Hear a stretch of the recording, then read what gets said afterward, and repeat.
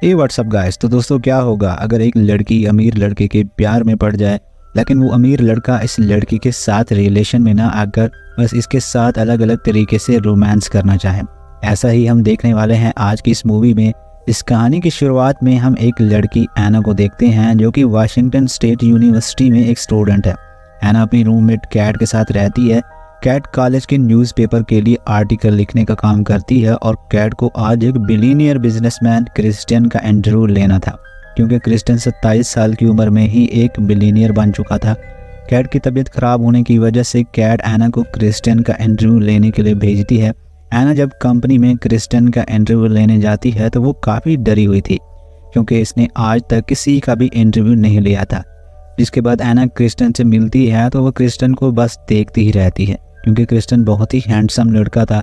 इसके बाद कैट ने एना को जो सवाल लिख कर दिए थे वो सवाल क्रिस्टियन से पूछती है।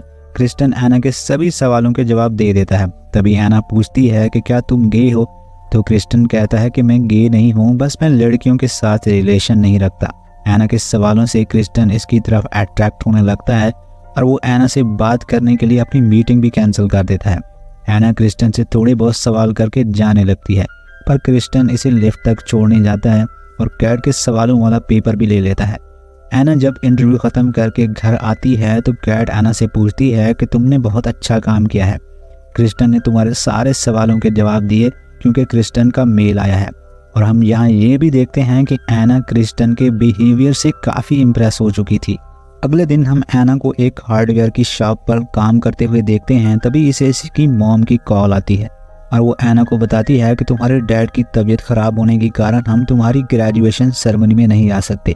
ये सुनकर एना काफ़ी दुखी होती है। तभी शॉप पर क्रिस्टियन भी आ जाता है। एना क्रिस्टियन को देखकर डर जाती है, क्योंकि अब एना क्रिस्टियन को पसंद करने लगी थी। एना क्रिस्टियन को सामान निकाल कर देती है। तभी एना इसे बताती है कि मेरी फ्रेंड को आर्टिकल में छापने के लिए तुम्हारा कोई फ़ोटो नहीं मिल रहा। तो क्रिस्टियन एना को अपना कार्ड देकर फ़ोटो के लिए आने को कहता है। तभी एना के पास शॉप का एक मेंबर आकर एना से चिपकने लगता है। ये देखकर क्रिस्टियन जेलस होकर वहाँ से चला जाता है। अगले दिन कैट और एना क्रिस्टियन के फ़ोटो लेने के लिए जाते हैं।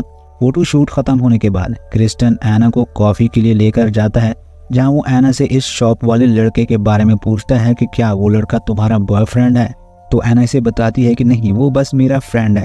क्रिस्टियन एना से इसकी फैमिली के बारे में भी पूछता है। तो एना बताती है कि मेरे डैड की बचपन में ही डेथ हो चुकी है और मेरी मॉम ने 4 शादियां की हैं, लेकिन मेरे स्टेप फादर ने मुझे अच्छे से पाला है। इसके बाद दोनों बाहर जाते हैं, जहाँ एना क्रिस्टियन से इसकी गर्लफ्रेंड के बारे में पूछती है, लेकिन क्रिस्टियन इसे कहता है कि मैं गर्लफ्रेंड बॉयफ्रेंड में दिलचस्पी नहीं रखता और तुम्हारे लिए यही अच्छा होगा कि तुम मेरे बारे में ज़्यादा ना सोचो। फिर दोनों एक दूसरे को बाय बोलकर वहाँ से चले जाते हैं। रात को कैट एना को पार्टी में ले जाने के लिए तैयार करती है। तभी एना के लिए एक पार्सल आता है। एना जब वो पार्सल खोलकर देखती है तो इसमें थॉमस होडी की फर्स्ट एडिशन की बुक थी, जिसे देखकर एना साकित हो गई थी और वो पार्सल क्रिस्टियन ने भेजा था। इसके बाद एना और कैट क्लब में जाकर पार्टी करते हैं, जहाँ पर एना काफ़ी ज़्यादा ड्रिंक करती है, जिससे वो बाहर जाकर क्रिस्टियन को कॉल करती है और इसे अजीब अजीब सी बातें करने लगती है, जिससे क्रिस्टियन समझ जाता है कि एना ने बहुत ज़्यादा ड्रिंक कर रखी है। इसलिए वो एना को वहीं रुकने को बोलता है। इधर एना के पास इसका फ्रेंड आता है और एना को नशे की हालत में देखकर इसे किस करने लगता है, लेकिन तभी वहाँ क्रिस्टियन आकर इसे किस करने से रोक लेता है। एना ने बहुत ड्रिंक कर रखी थी, इसलिए क्रिस्टियन इसे अपने घर लेकर जाता है। अगली सुबह जब एना की आँख खुलती है तो वो खुद को क्रिस्टियन के घर पर देखती है, जहाँ इसके कपड़े भी चेंज हो चुके थे। एना क्रिस्टियन से पूछती है कि क्या तुमने मेरे कपड़े चेंज किए और तुमने मेरे साथ कुछ किया तो नहीं ना। तो क्रिस्टियन बताता है कि मैंने बस तुम्हारे ऊपर वाले कपड़े चेंज किए हैं, क्योंकि तुमने रात को उल्टी कर दी थी और हमारे बीच में ऐसा कुछ भी नहीं हुआ। तुम टेंशन मत लो और मैं इस वक्त तक तुम्हारी करीब नहीं आऊँगा जब तक कि तुम एग्री ना हो।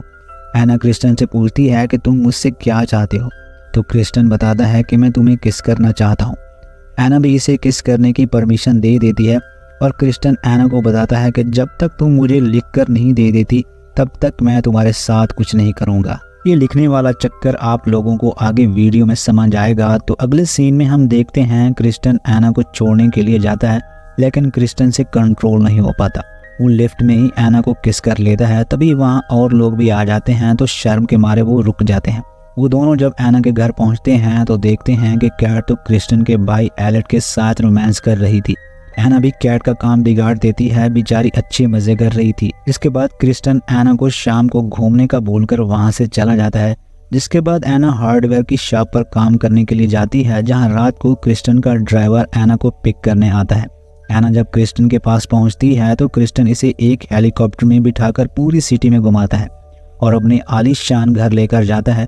क्रिस्टन का घर देखकर एना खुश होती है। जिसके बाद क्रिस्टन एना को एक एग्रीमेंट साइन करने का बोलता है, जिसमें लिखा था कि तुम हमारे बीच की बातें किसी के साथ शेयर नहीं करोगी।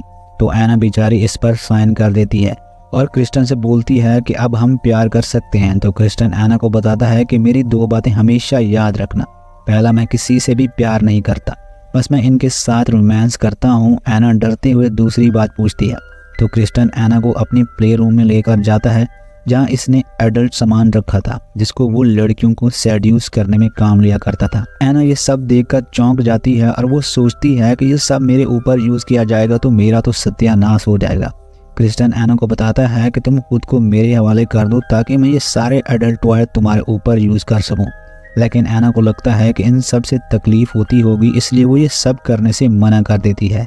तो क्रिस्टन बताता है कि अगर तुम मुझे खुश करोगी तो मैं तुम्हें इनाम दूंगा और खुश नहीं कर पाई तो तुम्हें सज़ा मिलेगी, मतलब सज़ा के तौर पर ये सारे टॉय तुम्हारे ऊपर यूज़ करूँगा। एना कोई जवाब नहीं देती तो क्रिस्टन एना को इसका रूम दिखाने जाता है। ये देखकर एना बोलती है कि अब हम यहाँ साथ सोएंगे। तो क्रिस्टन मना कर देता है और कहता है कि मैं किसी के साथ नहीं सोता। फिर वो दोनों बातें करने लगते हैं, जहाँ क्रिस्टन एना को मेन कॉन्ट्रैक्ट पेपर के बारे में बताता है कि जब तुम इस एग्रीमेंट पर साइन करोगी इसके बाद ही हम आगे बढ़ेंगे। बातों के दौरान क्रिस्टन को ये भी पता चलता है कि एना अभी तक वर्जन है और वो अभी तक किसी के साथ इंटीमेट नहीं हुई। ये सुनकर तो क्रिस्टन की बले बले हो चुकी थी और वो एना के क्लोज आने लगता है और एना को रूम में ले जाकर एना को धीरे धीरे से सेड्यूस करते हुए इसके साथ इंटीमेट हो जाता है। अगली सुबह एना जल्दी उठकर नाश्ता बनाती है। क्रिस्टन एना का हॉट लुक देखकर इसका फिर से मूड बन जाता है और वो एना को रूम में ले जाकर इसका माहौल बनाता है और इसके साथ साथ इंटीमेट होने ही वाला था। तभी क्रिस्टन की मॉम वहाँ आकर इसे बुलाने लगती है। तो क्रिस्टन सब छोड़कर अपनी मॉम के पास जाता है तो एना भी वहाँ आ जाती है। क्रिस्टन की मॉम एना से मिलकर काफ़ी खुश होती है क्योंकि उन्होंने आज तक किसी लड़की को क्रिस्टन के साथ नहीं देखा था। जिसके बाद क्रिस्टन की मॉम एना को अपने घर डिनर पर इनवाइट करती है और वहाँ से चली जाती है। इनके जाने के बाद एना खुद को क्रिस्टन के हवाले करने से मना कर देती है और क्रिस्टन से पूछती है कि मुझसे पहले यहाँ कितनी लड़कियाँ और आ चुकी हैं। तो क्रिस्टन बिना झूठ बोले बता देता है कि तुमसे पहले यहाँ 15 लड़कियाँ आ चुकी हैं। ये सुनकर एना को लगता है कि क्रिस्टन को सिर्फ फिजिकल होने में ही इंटरेस्ट है, कोई प्यार व्यार नहीं है। इसके बाद क्रिस्टन एना को घर छोड़ने के लिए जाता है, जहाँ रास्ते में वो दोनों कई सारी बातें करते हैं और आखिर में क्रिस्टन एना को वो एग्रीमेंट भी देता है जिसमें वो सारी शर्तें लिखी हुई थी। क्रिस्टन एना को वो एग्रीमेंट पढ़ने का बोलकर जवाब देने के लिए बोलता है। जिसके बाद एना वहाँ से अपने घर आ जाती है और कई दिनों तक वो एक दूसरे से नहीं मिलते, लेकिन क्रिस्टन एना को कई सारे गिफ्ट भेजता है ताकि एना किसी तरह इसकी बात मान जाए। एना जब इस एग्रीमेंट को पढ़ने लगती है जिसमें लिखा हुआ था कि एग्रीमेंट साइन करने के बाद तुम किसी और के साथ फिजिकल नहीं हो सकती और मेरा मन करेगा जब मैं तुम्हारे साथ इंटीमेट हो सकता हूँ। ये सब देखकर एना समझ जाती है कि यहाँ कोई प्यार व्यार नहीं है, ये सब फिजिकल रिलेशनशिप है। इसलिए एना क्रिस्टन को मैसेज करके अपने घर बुला लेती है।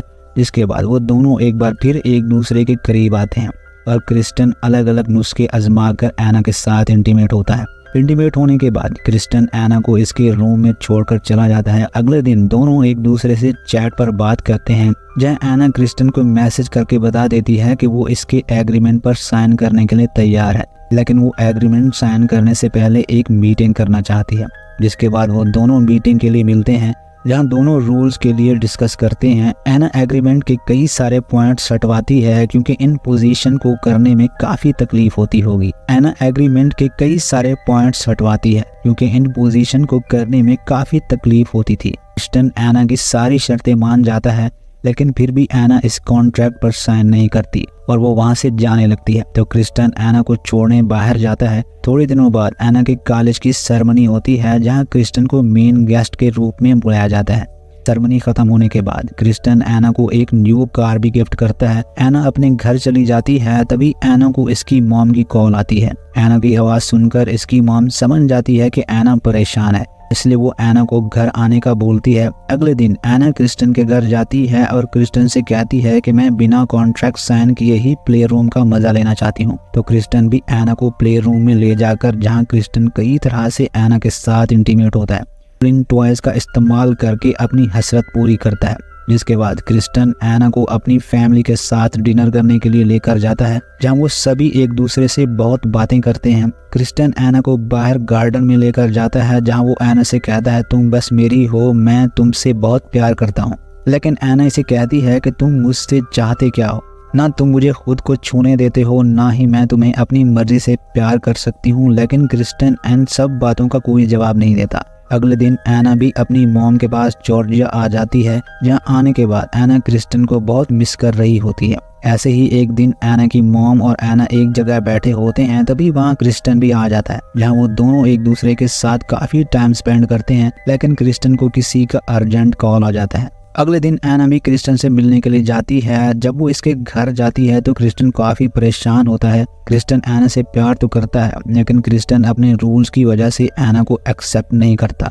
फिर एना के साथ वो फिजिकल होना चाहता था, इसलिए वो एना को प्ले रूम में ले जाकर अलग अलग तरीके से इसके साथ इन टॉयज का यूज करके इंटीमेट होता है। ये सब होने के बाद एना जब क्रिस्टन से पूछती है कि मैं तुम्हें टच क्यों नहीं कर सकती, मैंने तुम्हारे कॉन्ट्रैक्ट को भी साइन किया है। लेकिन क्रिस्टन इस बारे में एना से कुछ बात नहीं करना चाहता था और कहता है कि भाड़ में गया कॉन्ट्रैक्ट। फिर एना बताती है कि इससे तो फिर कॉन्ट्रैक्ट का भी कोई मतलब नहीं रहा। तो क्रिस्टन बताता है कि कॉन्ट्रैक्ट के रूल जरूरी हैं और इसी के हिसाब से तुम्हें सजा मिलेगी। एना इसे बताती है कि तुम मुझे सजा क्यों देना चाहते हो, आखिर मैंने किया क्या है। तो क्रिस्टन बताता है कि यही मेरा रूल है, कोई कॉन्ट्रैक्ट को तोड़े तो मैं इसे सजा देता हूँ। तो एना भी बोलती है ठीक है, मैं सजा के लिए तैयार हूँ, मैं देखना चाहती हूँ कि तुम्हारी सजा किस तरह की होती है। इसलिए क्रिस्टन एना को प्ले रूम में ले जाकर इसे 6 बार चाबुक मारता है, जिससे एना को बहुत सी ज्यादा तकलीफ होती है। क्रिस्टन एना को सजा देने के बाद इसके करीब आने की कोशिश करता है, लेकिन एना इसे मना कर देती है। इसके बाद एना अपने रूम में जाकर सो जाती है, जहाँ क्रिस्टन आकर एना से माफी मांगता है। लेकिन एना इसे बताती है कि मैं तुमसे प्यार करने लगी हूँ, पर तुम्हें तो मुझे चोट पहुंचाने में मजा आता है। इन सब बातों का क्रिस्टन के पास कोई जवाब नहीं था, इसलिए वो चला जाता है। अगली सुबह एना क्रिस्टन के पास जाकर अपनी कार के पैसे मांगती है, क्योंकि क्रिस्टन ने सेल कर दी थी। तो क्रिस्टन इसे बोल देता है कि तुम्हारे पैसे तुम्हें मिल जाएंगे। इसके बाद एना क्रिस्टन को छोड़कर वहाँ से चली जाती है और यहीं पर इस मूवी की हैप्पी एंडिंग हो जाती है। इससे आगे क्या होगा ये हम सेकंड पार्ट में देखेंगे, जो जल्दी आने वाला है। तो अब जल्दी से चैनल को सब्सक्राइब कर लीजिए।